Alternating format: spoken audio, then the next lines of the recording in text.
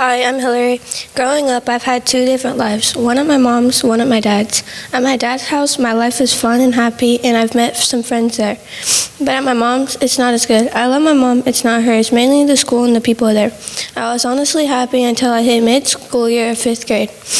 I had cut my hair really short because of the knots. I started getting bullied and treated differently. I lost close friends and I felt alone. It started getting so bad that I want to talk to my family. I would stay in my room and hide for hours. I have to admit though, it was really bad. Seriously, the knots were so big. I had one over here, and one on this side. It looked like I had dreads. There was no way we could brush through it anymore. It had to be cut. Then this school year started, and on the first day of school, I immediately got a comment from someone asking why I didn't grow my hair out. I went home and thought about how bad the school year was going to be. I started hanging out with these so-called friends of mine, thinking that they made me happy. They were like everyone else. They treated me like I wasn't there or I wasn't a person. In late October, a new girl came to our school. She was nice at first, but then she started hanging out with my old friend group. She would start yelling at me, interrupting me, and calling me terrible names. I told my mom about them, and she suggested I didn't hang out with them anymore. Then I started hanging out with them again because I didn't want to be all alone.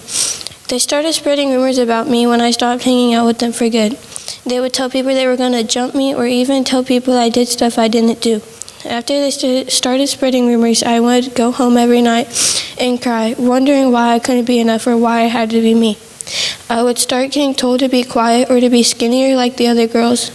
I would also get bullied about my skin color. My mom is white, my dad is tan. Both these old friends would make comments about me about not having the same skin tone as both my parents. That really hurt because I'm not in control of that. People often mention I don't have a dad because my parents are separated. When I would cry in class, people would make comments calling me an attention seeker even when I would just try to fit in. I then started hanging out with another friend group. They ended up being just as bad or maybe even worse. I would stop hanging out with my mom, Mimi, and sister, and I would never watch movies or play games or talk or even look at them. They would ask me what's wrong, and I would ignore them and go straight back to my room. I would stop turning my homework in on time and waking up late for school. I would beg to stay home from school just so I didn't have to go. I would stay in my room after school until the next morning. I would even go without eating. I treated my family like it was their fault. I would have a bad attitude and yell at everyone. I would run out of classrooms, crash out on teachers, and sit alone and keep to myself. I thought my life would be like this forever. I started being mean to my sister for no reason, and I would make her cry. I would tell my mom and Mimi to shut up or tell them that I didn't care what they said. I was hurting so much I didn't realize I was hurting some of the people who actually cared about me. I felt alone, but I realized I always had my teacher, Miss Howard. She was there for me when I felt alone and always knew if I was upset. Another person who has been there for me is my dad.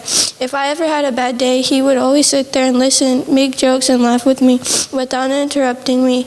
My mom and Mimi and my sister, Grandma Barb and Grandpa Kelly have also been there for me. Recently, I've turned my life towards God. I found a home church and talked with the pastor and getting baptized with my mom, my best friend, my mom, on the 23rd. I'm looking forward to joining mission trips and meeting new people who are kind and welcoming. I recently started talking to my teacher and counselor about what has been happening with the other kids, and now they can step in and try to help me.